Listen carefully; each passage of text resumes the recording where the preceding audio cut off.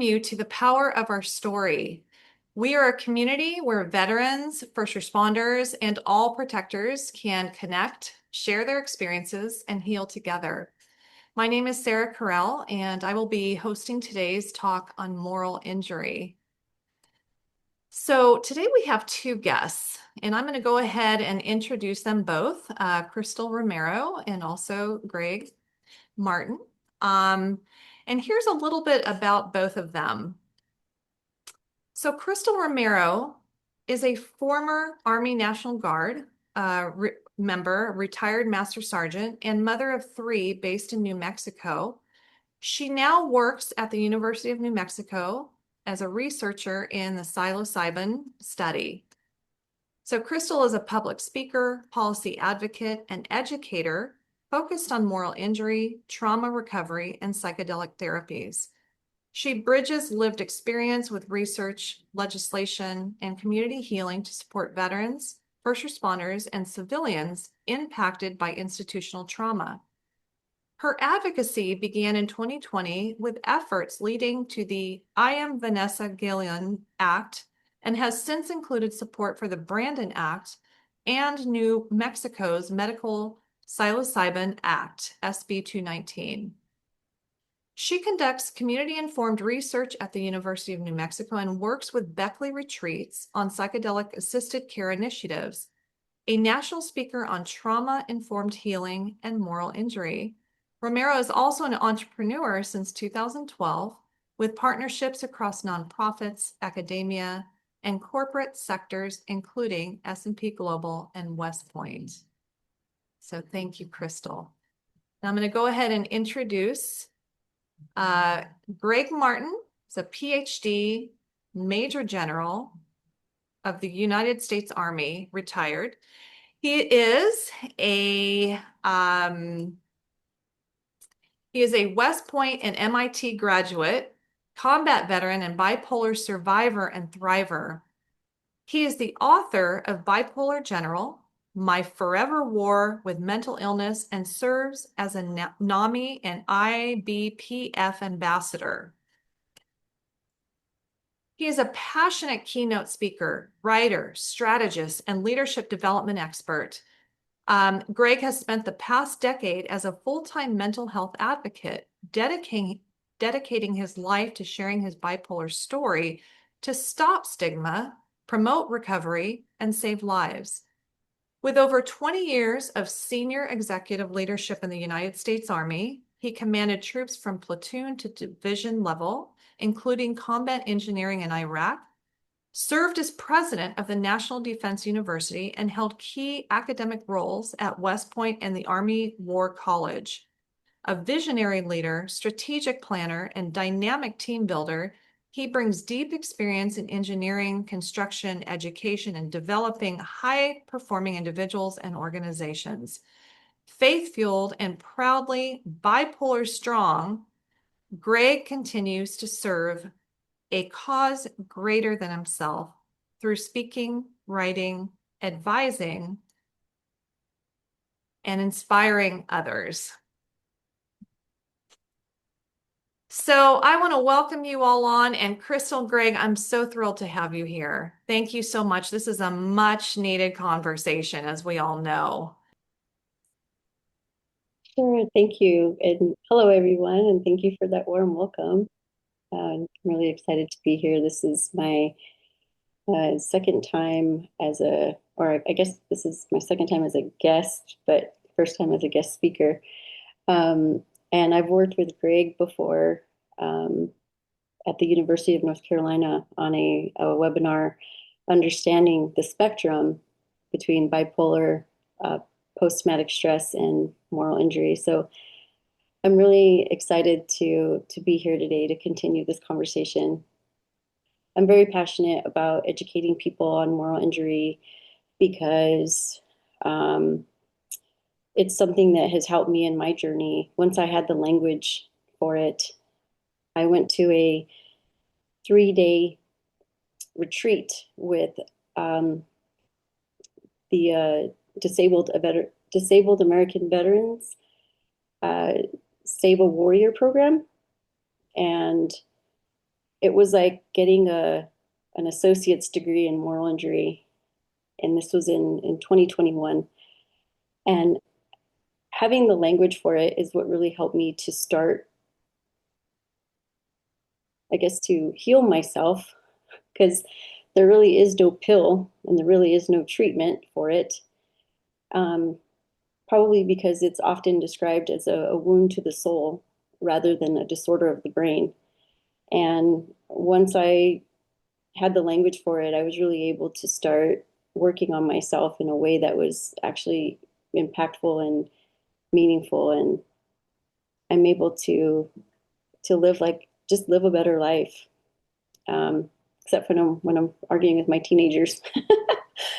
um, but yeah, so it's truly been an honor to finally find some healing, to have some inner peace, and to share that knowledge with other people so that hopefully they can find their own inner peace. So thank you. Um, Thank you so much for kicking us off, Crystal. So I'll have some questions for them after, and then we'll also open it up for conversation. But I'm going to go ahead and go to you now, Greg, and have you share your story about your soul wound. Okay, great to see everybody. Sarah, awesome job as always. I mean, you are incredible, the work you do, and great seeing you. Crystal, wonderful to see you again, and all the people in the group, so many friends. And if you haven't heard about Barry Zorenstein's books, check them out. I mean, they are magnificent. So, Barry, great to see you. And I had never thought about Rhodesia being one gigantic moral injury, but thanks for sharing that. Um, so here's my story, and I'm going to really condense this. Um, it was a huge betrayal by the U.S. government, my chain of command during the Iraq War, where I was privileged to be a brigade commander in charge of thousands of troops. Um, it was a complete break of trust with the government that I served. It literally my soul. It just ripped a giant hole in it. And I didn't know it was a moral injury. In fact, I wrote my book, Bipolar General, and I describe events of this story, but I didn't know it was a moral injury. I just thought it was a really horrible thing that happened, that our government did, that ended up killing and wounding thousands of American troops and tens of thousands of Iraqis. So what happened? As you all know, back in 2003, our government made the decision that we were going to attack Iraq and we were going to evict Saddam Hussein and the Ba'ath regime, the government. I got to be the commander of the combat engineers, most of the combat engineers in that war. It was an absolutely thrilling experience. The high intensity armored attack from Kuwait to Baghdad was a ride like none other I could have imagined. I'm super grateful I got to do that. And in record time, 18 days, we attacked from Kuwait into the heart of Baghdad, got rid of Saddam Hussein and his government, and it was incredible. But as soon as the attack ended and we began the post-attack, post-Saddam Hussein plan of how we were going to put Iraq back on its feet without a brutal, aggressive dictator, as soon as that started to happen and we started implementing the plan, our government, in the person of, they called him the Viceroy of Iraq. He was a very high ranking guy. And basically, the president put him in Baghdad, and he was in charge of everything in Iraq. He was a civilian. Unfortunately, he had no experience in the Middle East. He did not speak Arabic. He didn't understand Iraq, the culture, the society, the history, nothing. But he was a super high level political guy, and he was in charge of everything, including the military. So after we got to Baghdad, we knew, okay, we've defeated Saddam's army. Now we need to help put this country back on its feet, get some, good governance in, get the economy going, get the infrastructure running, get the oil pumping, get the electricity flowing, and all those kinds of things. And we had to secure the borders with Iran, Syria, all these different countries that surrounded Iraq. And so we had a plan to do that. One of the things we did was we promised, before we attacked, we promised the Iraqi army that if they did not fight us on our attack to Baghdad, we would bring them back, reemploy them, and they would be a security force to defend the border against the Iranians and the Syrians and other bad actors coming in. So that was the plan. We promised them. And so tens and tens of thousands of Iraqi soldiers did not fight us because we told them, look, we're going to give you guys a job. And so that was the plan. So Mr. Bremer comes in, and we had started doing that. The Iraqi army, after the fighting ended, they started coming to American bases in Iraq saying, okay, here I am, give me a job. I'll do whatever you want. Because they just needed a job, money to feed their family. So what happens? The viceroy, Mr. Bremer, said he made an edict at the beginning of May, a few weeks after we got to Baghdad. He said, okay, I am going to disband the entire Iraqi army. They're gone. They're never going to come back. It's history. And there were meetings where the top U.S. military commanders said, they pleaded with him, Mr. Bremer, please do not do this. Here's the reasons why. If you disband these guys and don't give them a job back, first off, we're not going to have anybody to secure the borders. And there are thousands of foreign fighters that are going to flow in from Syria, from Iraq. They're going to come in, and their goal is to kill Americans and to disrupt any plan to build a new Iraq. And oh, by the way, if these guys are all unemployed, guess what they're going to do? They're going to go be insurgents and terrorists and guerrilla fighters against us. And so the top U.S. military commanders, guys like Petraeus and others, said, please, Mr. Bremer, do not do this. So he went ahead and did it. Then the next day, he signed another edict that anybody who had ever been a member of the Ba'ath Party in Iraq would never be able to get a job in Iraq. No job for them. Well, guess what? Every single person under Saddam Hussein, they had to sign a loyalty oath to the Ba'ath Party, or they wouldn't ever get a job. So to be a garbage man, a school teacher, an engineer, a firefighter, a police officer, whatever, you had to do that. And so this was explained to Mr. Bremer. So what did he do? He signed the edict. So suddenly, instantaneously, we, the American military and the Brits and the other allies, we went from being liberators, greeted with flowers. I mean, people loved us, to arch enemy occupier. Suddenly, we were swallowed up inside a country of 26 million people with the former Iraqi army now dedicated, instead of helping us, they were dedicated to kill us. And they quickly started doing that. The entire Iraqi population that thought they had hoped for a better future with us instead of Saddam Hussein, guess what? They all turned against us. Now we're swallowed up in a sea of angry, bitter Iraqis who were, absolutely willing to do anything to kill us. And so then what happened? Then our president actually announced, he landed an airplane on an aircraft carrier and said, mission accomplished, war's over.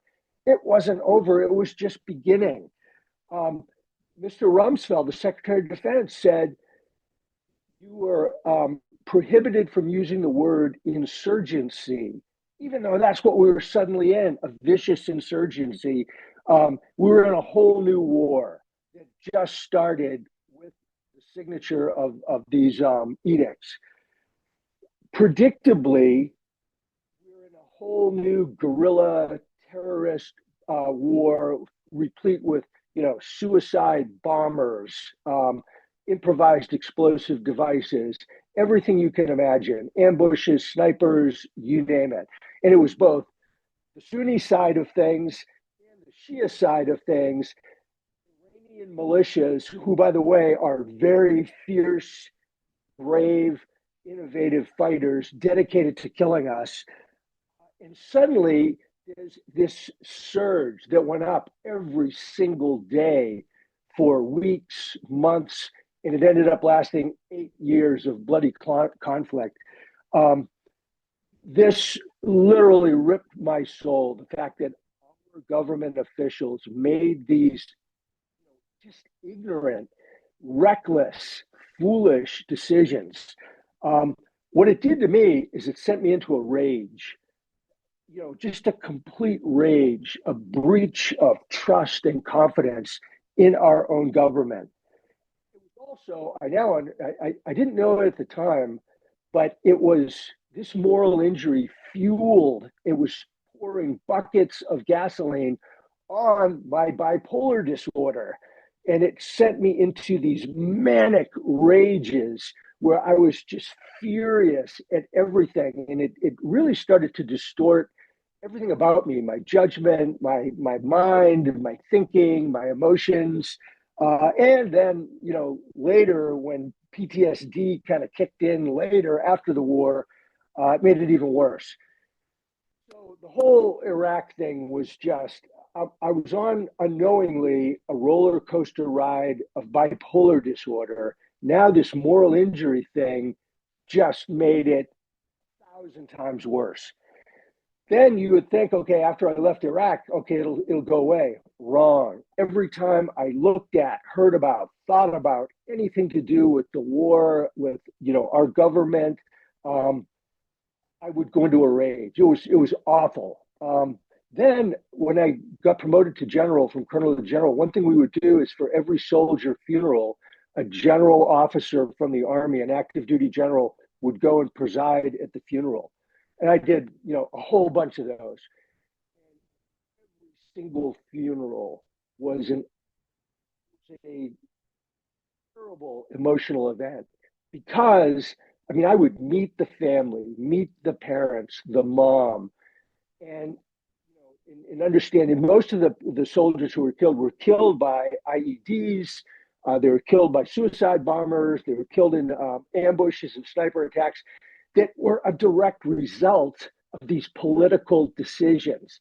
And so it just, whatever moral injury I had, every single time I went to a funeral, it would explode all over again. And it was, it was a real chore. It was one of the hardest things I've ever had to do, to go and perform, my solemn duties as a general officer at these funerals. And I would just think, the government caused the death of these brave young men and women. And then as time went on, Iraq was in the rearview mirror. It was still, all of these things were triggers for me. The news, international relations, foreign policy decisions, strategic decisions by our governments. And, the next big thing that happened in my life was the rise of ISIS, the Islamic State of Iraq and Syria. And, that problem was pointed out by senior military leaders while I was still on active duty at National Defense University. And our government ignored it. They tried to pretend it wasn't true, it wasn't real. And the next thing you know, ISIS metastasizes, and we're in another war in Iraq and in Syria. Then the next thing, huge thing that happened was the fiasco, the chaotic withdrawal out of Afghanistan, and abandoning tens of thousands of brave Afghanis who helped us, who saved American lives. We walked away from them knowing they're going to get slaughtered by the Taliban. And that was another big, big thing. And so, but why should I be surprised? If you study military history, stuff like this has been happening throughout history. there were look at the whole Vietnam conflict. I mean, you talk about a giant moral injury. You know, there were terrible decisions made in every single one of our wars. Civil War, even the quote unquote good wars, it's very these political strategic decisions are really, really hard. And you I think we have good people in these political positions who want to do the right thing, but a lot of times these decisions are a choice between, something that's bad and something that's worse. And I do believe that most of these political leaders are good, honorable, patriotic Americans who want to do the right thing. They don't want to hurt people. But these are just tough positions to be in. And when you're in positions like ours in the military or first responders, protectors, I mean, I signed up to do this stuff. And, it's like my loyalty is to the Constitution. And if a political leader that was duly put in place according to the Constitution, if they make a decision that, I mean, I've got to figure out how to live with it and deal with it. But I do understand my triggers. I limit news. I fence off these things that still today could trigger me. And I think a huge part of it is learning to forgive. And that's really, really hard. Like, to forgive the political leaders made these decisions. And I think that that's been like a big part of, my healing from this thing. So anyway, that's my story. I have others, but that's enough for right now. Oh my gosh, that was, Gregg was he's an author in our book.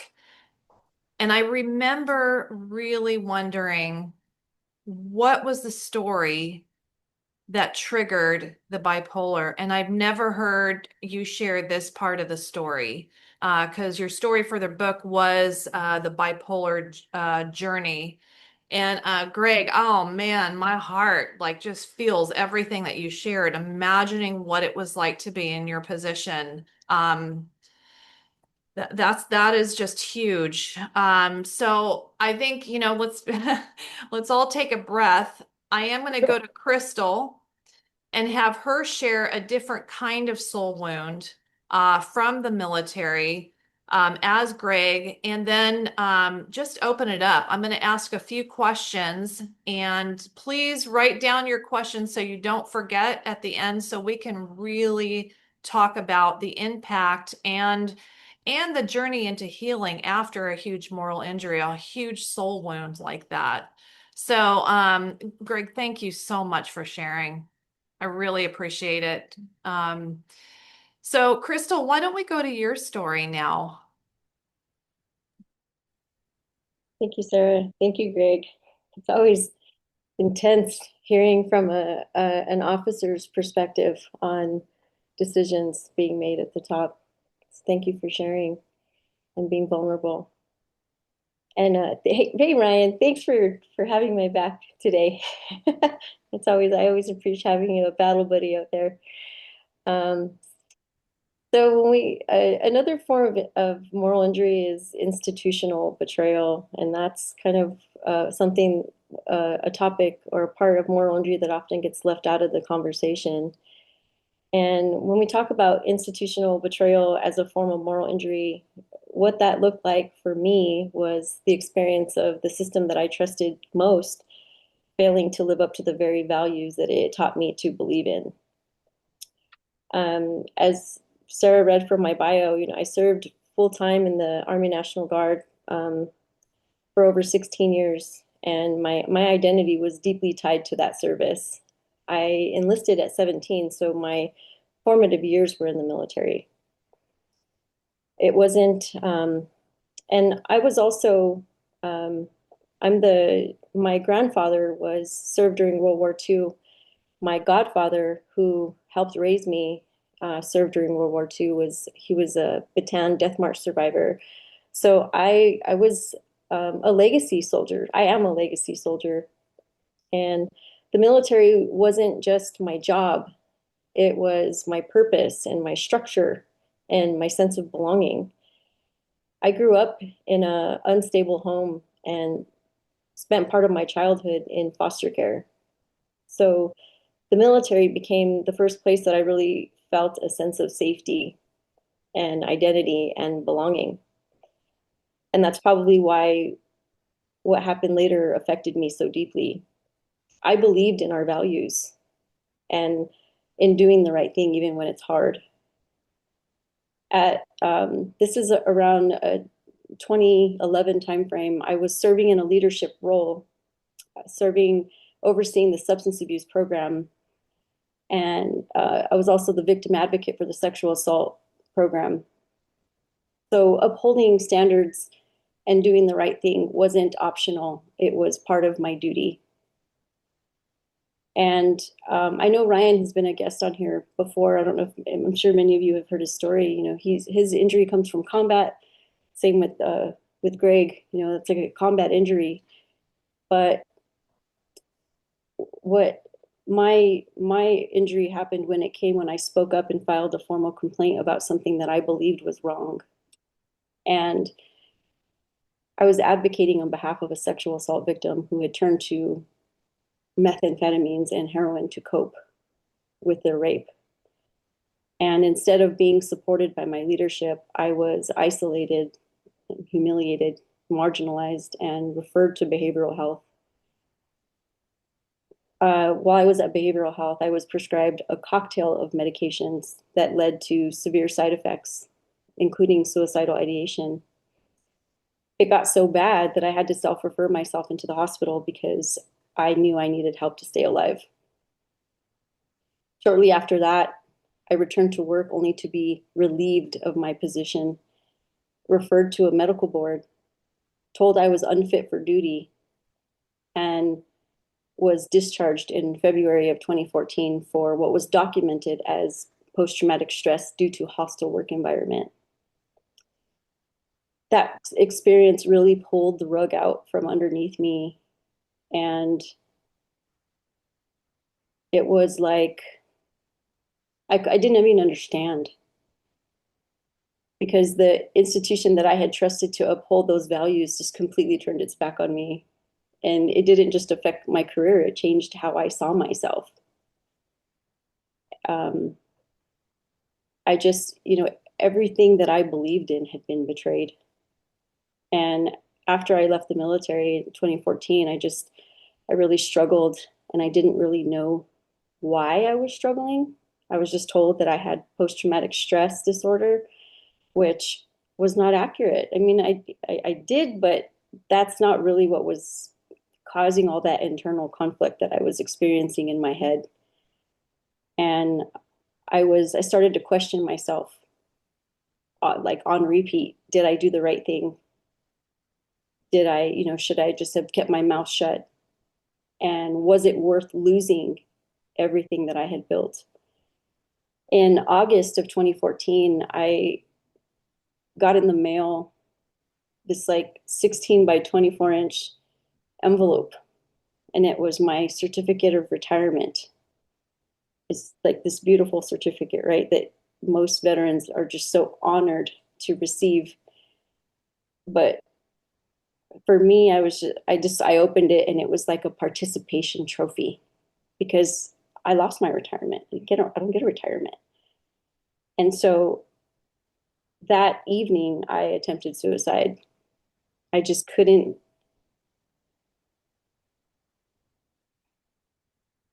I just couldn't understand, like, why, what what should I have done differently? And that internal conflict just stayed in my head, and it showed up in my life. It showed up in my role as a mom. And there was really long periods of time where I was just physically present, but emotionally I was gone. My emotional absence took a real toll on my children's mental health. I have three beautiful daughters, and that was probably the hardest thing for me to deal with. I was just stuck in anger and shame and replaying what had happened over and over again. It was like this bad movie. I just couldn't stop watching.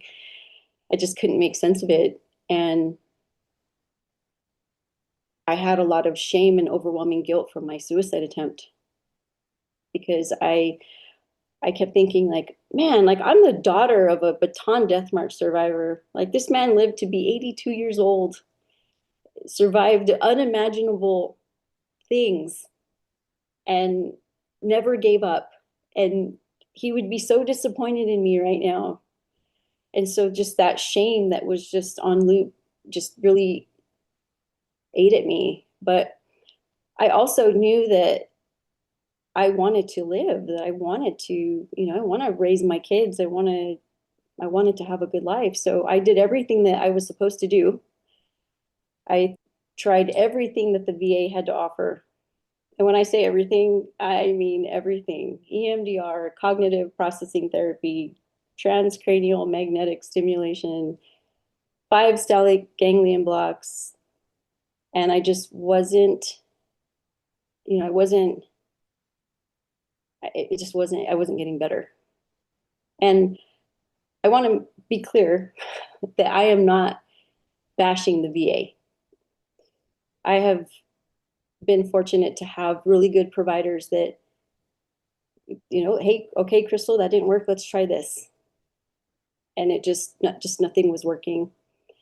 And that's probably because I didn't even know why I was upset, why I was sad, why I was angry. And so, as I mentioned, or what I was experiencing was a loss of trust and a loss of identity. And again, that feeling that everything that I believed in had been betrayed. And so I needed to start looking into alternative ways. At this point, I was willing to try anything. And in 2022, I discovered psychedelic-assisted therapy for veterans. And I looked into a retreat in Peru, and I thought to myself, well, I might go out to Peru and get sacrificed, and I might die, but like anything was better than the way I was feeling. So I was like willing to take that risk. And so I signed up, and off to Peru I went, and worked with ayahuasca, and that was it really helped penetrate through the anger that I was feeling. And I came back and I was like, okay, you know what? Like I actually didn't feel better, that's for sure. If anything, I was a little bit I discovered a little bit more sadness. So I thought, okay, let me integrate that. And then a year later in 2023, I went back to Peru and I did ayahuasca again. Came back and I just didn't feel angry anymore. But it was kind of like I lifted the rock and revealed the snake, and the snake was grief. And I was grieving like the life that I could have had, my goal of being a sergeant major, I was grieving my leadership. These people had raised me into my adulthood. And I was like, I missed them. Like I missed my family. I was so broken about it. And I just couldn't, I thought, okay, all right. But at least now I know what's bothering me. Like I was able to identify why I was feeling all these things. Okay, all right. So then I looked into psilocybin. I saw that Heroic Hearts had a partnership with Beckley Retreats. So off to Jamaica I went and worked with psilocybin in November of 2024. And let me tell you something.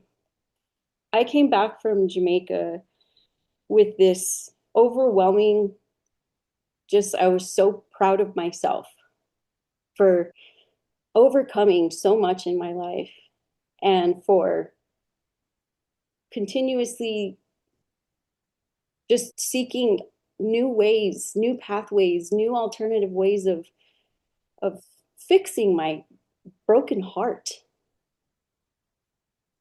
I didn't lose a leg. I'm not even a combat veteran. I did humanitarian work my entire career, working in a homeland security capacity. And what was injured was my heart and my spirit. And I just found this new this new way of thinking, and I kind of found myself again, and I started to love myself again. In fact, it's dangerous how much I love myself now, because I have put my pain to purpose and use my experience to educate other veterans that may also be struggling with identifying what it is that's affecting them. And um, I've I'm a contractor with Beckley Retreats. I'm a psilocybin facilitator. I got licensed, and I now work at UNM in the psilocybin study. And I feel like I got my purpose back. When I lost my career helping soldiers that were struggling with the trauma that had happened to them and had turned to drugs and alcohol. And I'm doing that again now at a global scale. And so this newfound purpose, it's like I now know that I needed to experience this. I needed to feel it. I needed to own it so that I can help others, and so that I can be a voice, and so that I can also return to that. I don't need a uniform to be a sergeant major. Like, I'm doing sergeant major things. I just have cooler clothes. I get to wear cooler clothes. So I just, and I've met some incredible people along the way. I mentioned I've worked with Gregg before. Being vulnerable and talking about moral injury, talking about having post-traumatic stress. I've been on webinars with Brian Roberts, who is also whose research is just what we need to be telling people, so that we can give the language so that people can heal. And I'm finally just at peace with where I'm at in my life, and by no means a saint. I'm still human. I do have a tendency of making mistakes, and uh, but I'm not like the little Zoloft commercial. The little Zoloft commercial back in the day with the little rock, and he would just walk around, and there was a little cloud following him everywhere. That's what I felt. That's how I felt I was living my life, and I just don't have that anymore. And I really appreciate everybody showing up today to listen to this conversation. And I appreciate the collaboration, Sarah, Gregg, Ryan, our continued collaborations that we find. I really do appreciate everyone's being generous with your time today. Thank you. Oh my gosh, Crystal and Gregg, this has been so powerful. I can probably speak for everybody who is listening right now. I mean, my soul totally feels what you went through, how incredibly difficult that would be. And yet it's really a beautiful thing when you see people be able to use that incredible suffering of the soul, use it as your gain it as your superpower, and then being able to really empower this world. I just see that with both of you so much. And Robert, your thoughts? Do you mind if I put you on the spot really quickly, and then I'll circle back to Crystal real quick? Sure, go ahead. Do you want me to just share my impressions? Yes. Yes, because you have Yeah. incredible language for this. Well, I mean, honestly, this is not about me in any way, shape, or form. I really did come to support Crystal because she's just witnessing her transformation, and her arc has been an honor for.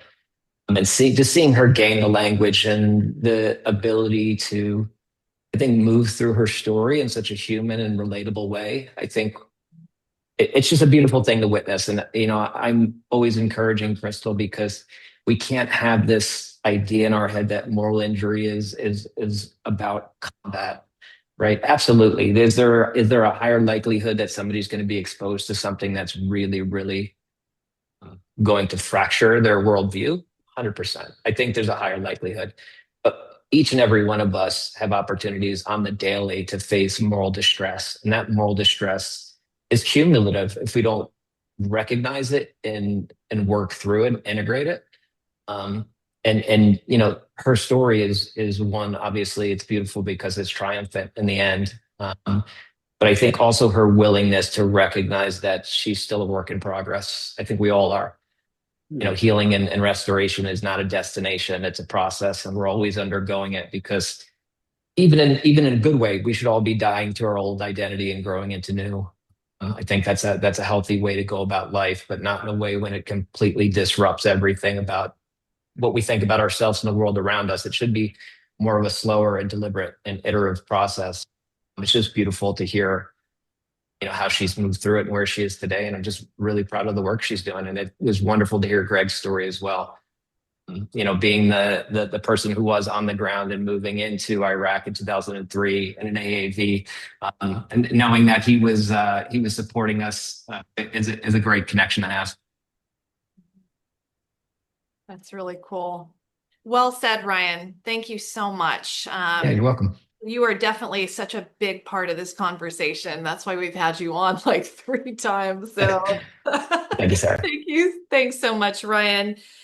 Would you tell your younger self, just starting out on this military journey, is there something that you could have told yourself, or when that day happened, that season happened, what could you have told yourself that it could have prepped you and helped you keep your sense of self, to not have this deep soul wound that you had to figure out? Is there something that you could have told yourself or have known at the time, wishing you had another Crystal, the older version, the wiser version of Crystal in your life at that time?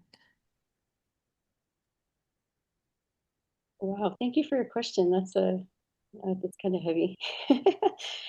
I don't think anything could have prepared me for what I experienced, if I'm being honest. Um, when when I was a teenager, I shared with my godfather about um, experiencing a sexual assault when I was a teenager. And I was encouraged to talk to him about it from my godmother, my madrina. She said, "You need to talk to Willie." And I was like, "Why would I talk to him about that?" And it was then that he shared with me about the torture that he endured during Bataan, and how um, they were sexually tortured by the Japanese during the Death March. And he said, "I just shared something really horrible about myself. Do you think of me any differently?" And I mind you, I was 17 years old. Like, no, not at all. And he said, "Exactly." He said, "No one can ever take away who you are." So I think I've held on to that. And I think my leadership took my career, but no one can ever take away who I am. And so I think, although I don't think anybody could ever be prepared um, for something like that to happen to them, but just knowing that, we live, in the end, we will have our humanity, right? And as long as we remain true to ourselves, I guess. I don't know, Sarah. I don't know that I answered that well. No, that's a great, that is a powerful thing. It sounds like he really prepped you for the willingness and the courage to be vulnerable that you clearly had after that. Even, I mean, of course, we're human, right? It's going to take a while to be able to reconnect, back to our soul and who we are, but it sounds like he prepped you, maybe planted a seed for that. And I think those are really huge words for our protectors. Yeah. I think it's really it's pretty ironic that like a battling bastard of Baton, that's what they're known as. Mm. It's how strange that as a young person, he told me those words, right? Not even knowing that I would be abandoned by my own leaders. So it's the universe is very weird. I hold on to that because he lived to be 82 years old and he was the kindest man. Mm. And he's in my ear every day. And I think that's I hold on to that. Wow. So he definitely was part of the solution with his suffering, clearly, with planting that seed in you, and now you're doing that also. That's so powerful. Thank you so much, Crystal. Gregg, is there anything coming up for you with the same question? Yes. As a leader in the military, job number one is to train and prepare your troops for combat, for the ultimate thing. But as you move up the ranks, um, there's a broader, bigger, strategic thinking kind of responsibility. And this event in Iraq, I was able to see a strategic political decision that was instantaneously translated into tactical level action on the ground that resulted in our troops being killed and wounded. Like it was an immediate flash to bang thing. So the thing that it really reinforces to me is, as a military officer, you take this oath to the Constitution, but the political leaders have the right to be wrong. This stuff is very, very difficult. And if you look back like at US history, I mean, we've had lots of terrible strategic blunders. Many of our presidents have not been good at this stuff. They've been really bad. There are some notable exceptions, Abraham Lincoln, Franklin Delano Roosevelt, Eisenhower. I mean, there are exceptions, but from my experience, more often the case that these top political people make terrible mistakes.